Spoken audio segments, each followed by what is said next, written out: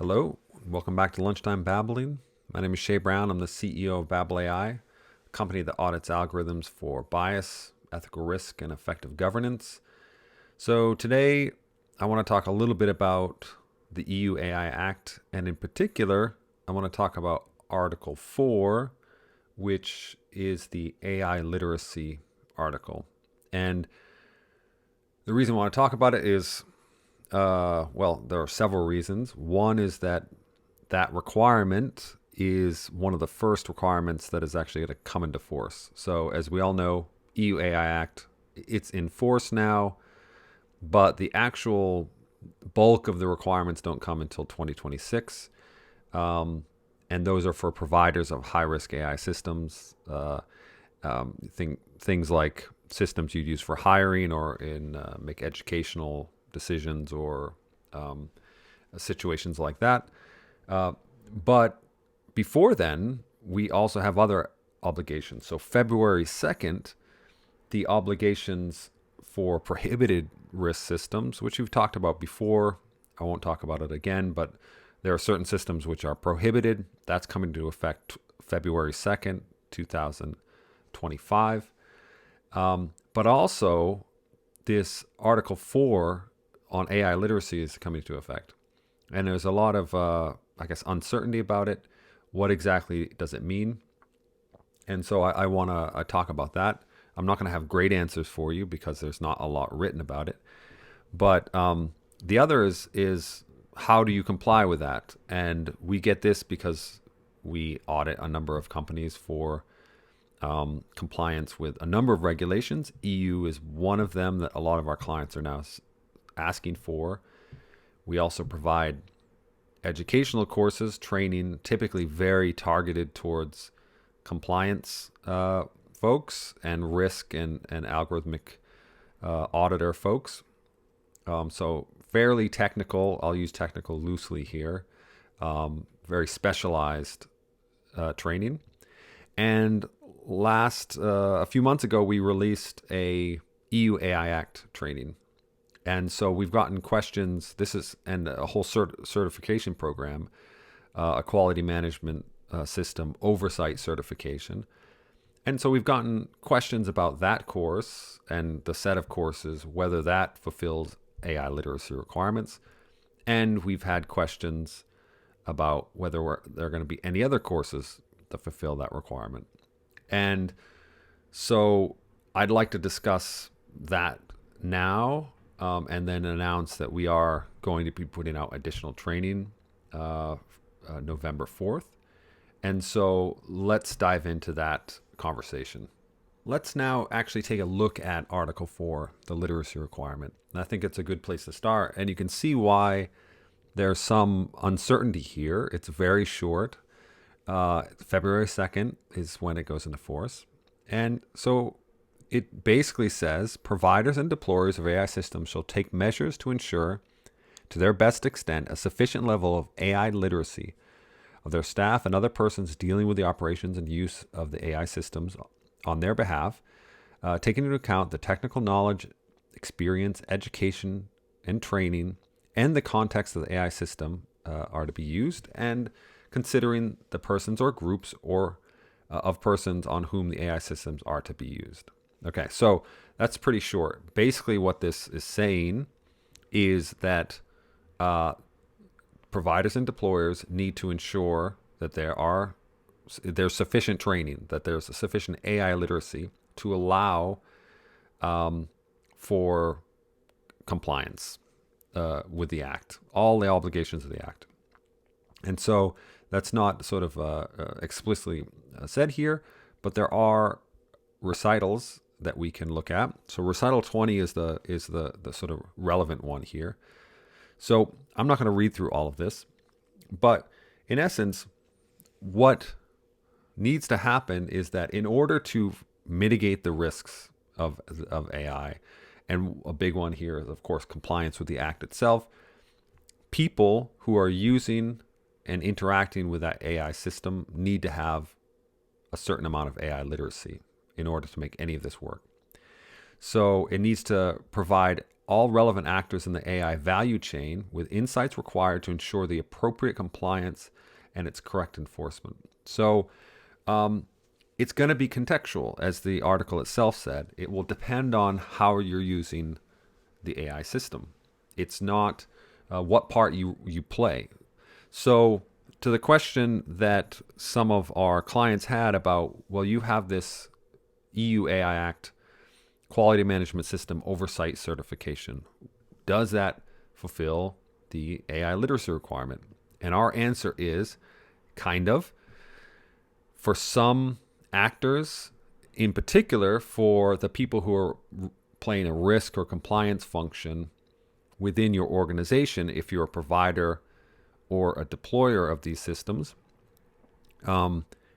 then yes, that training will satisfy the AI literacy requirement for those actors. There's a lot in that training. So we have the EU AI Act course itself, and then as part of the certification, we also have a course on technical testing of the AI system. We call it Bias, Accuracy, and the Statistics of AI Testing, AI Algorithmic Risk and Impact Assessments, and AI Governance and Risk Management. And so for some actors in your organization, people who are heavily involved in the risk and compliance function, taking that certification will be sufficient AI literacy. And this is from my perspective, our perspective at BABL. We built it for people who are part of that function. The individual course itself, which talks about the obligations of the Act, probably would satisfy AI literacy requirements for a broader set of actors.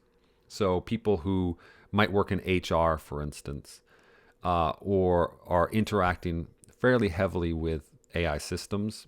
Let's say developers who are not necessarily part of the compliance function, but they certainly have obligations and they might need to understand in some detail what the Act requires. Or board members or C-suite who need to know kind of the details of the Act's requirements for their particular either industry or their classification as either a provider or deployer or some other role in the value chain. That course would satisfy that.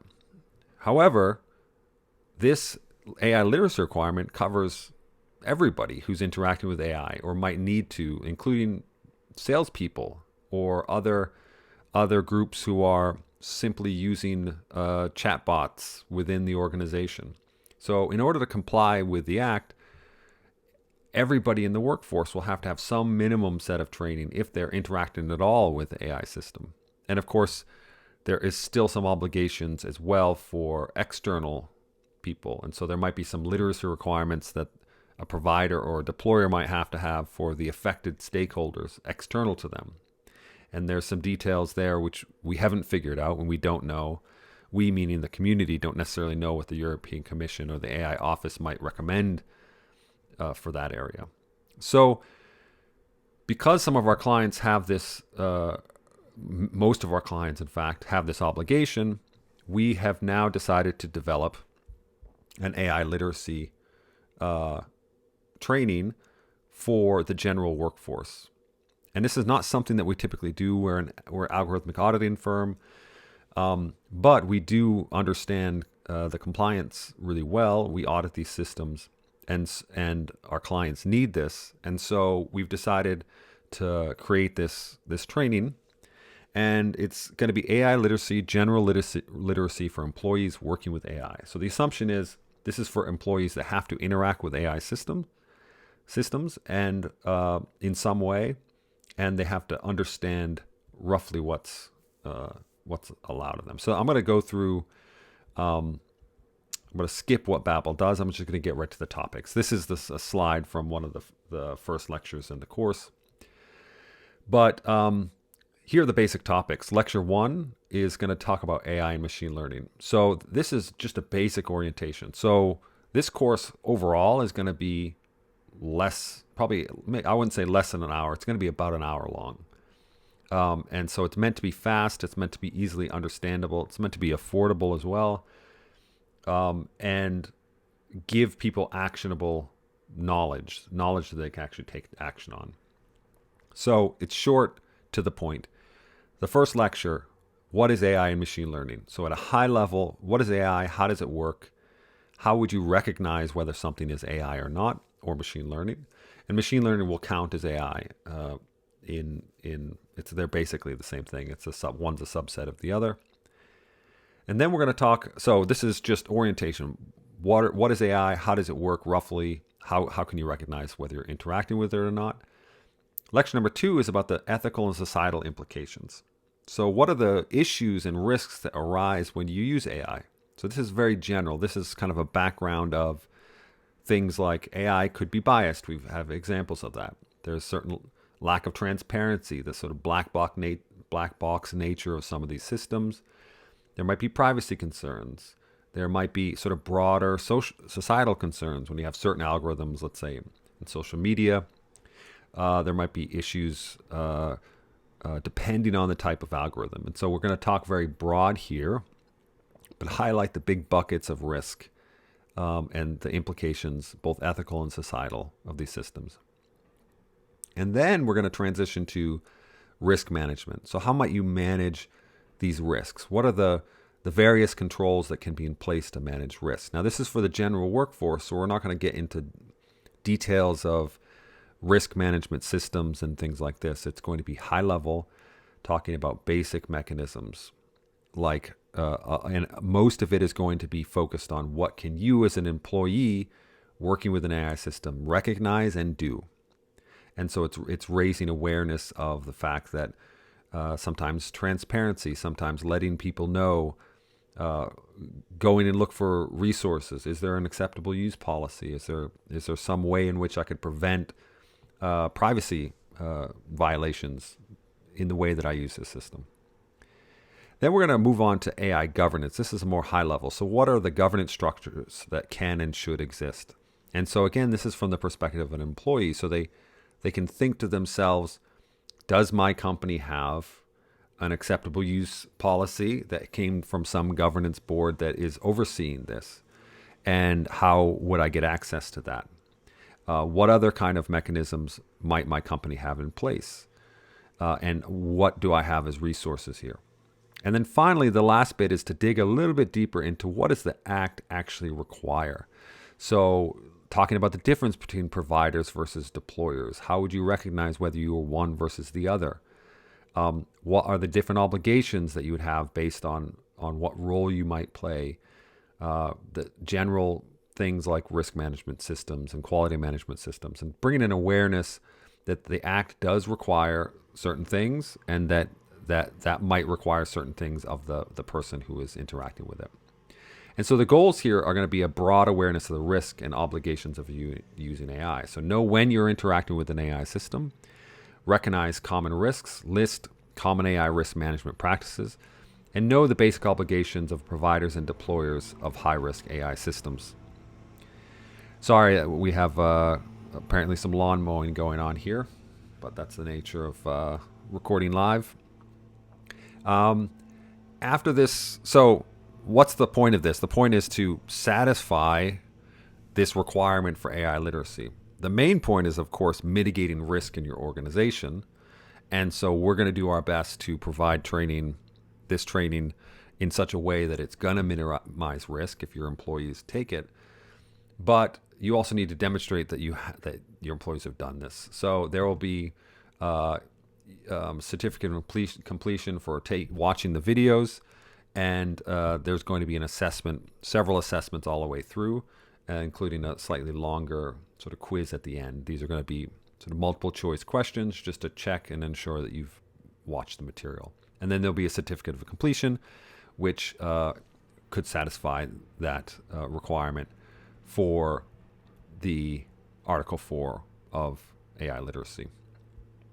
So what does this all mean for you? So if you're in an organization that is likely to be classified as a provider or a deployer of an AI system in the EU, And you don't necessarily have to be in the European Union. If you're providing the system and you're selling it into the European Union, then you could be sort of in scope for this regulation. And we've talked plenty about the scope of this regulation in other podcasts.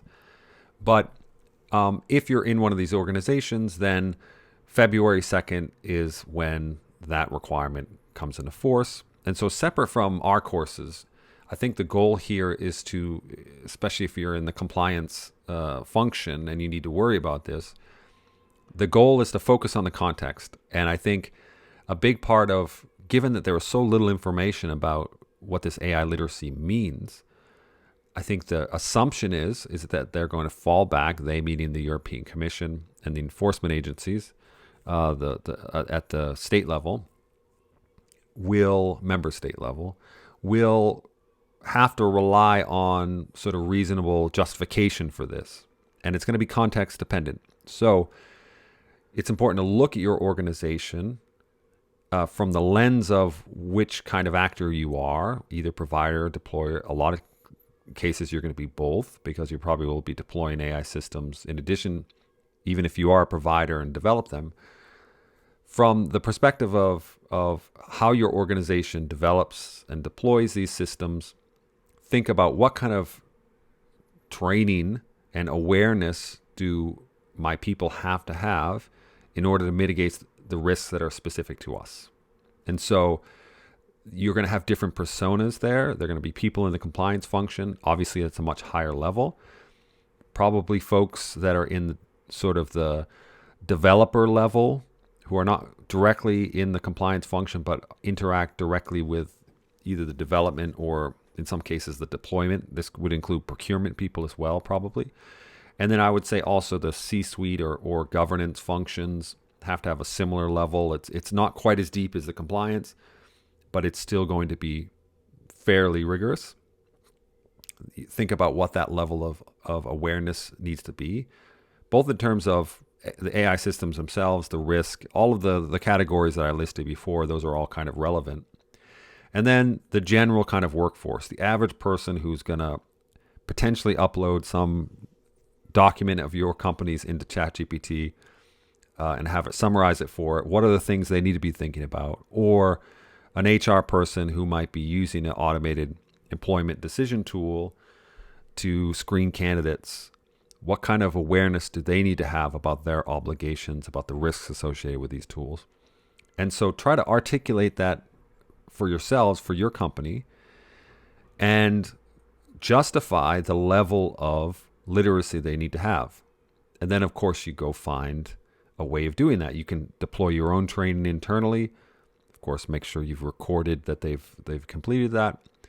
You can get external courses like the ones that we have, or it might even be in the form of simple documentation, like you have a policies or a PDF that you need to send out and make sure that people read and they sign off on the fact that they've read it and they understand it. That's sort of the lowest bar way of approaching this. But either way, February 2nd is when it happens, 2025. And so you need to start thinking now, especially since the holiday season is coming up. And so there's going to be a gap in a lot of people's schedules. And for us, we have this course. We have 2 sets of courses. We've got the Quality Management System Oversight Certification, which is this for compliance folks. That's a package of 4 courses. That's really where our specialty is.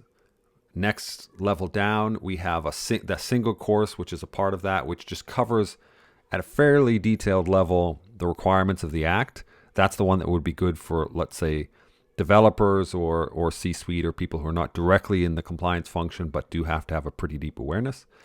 And then on November 4th, we're launching this AI literacy for the general workforce. And so that's much more of the average person who might be interacting with AI in your organization and having them have the literacy they need to mitigate the risks.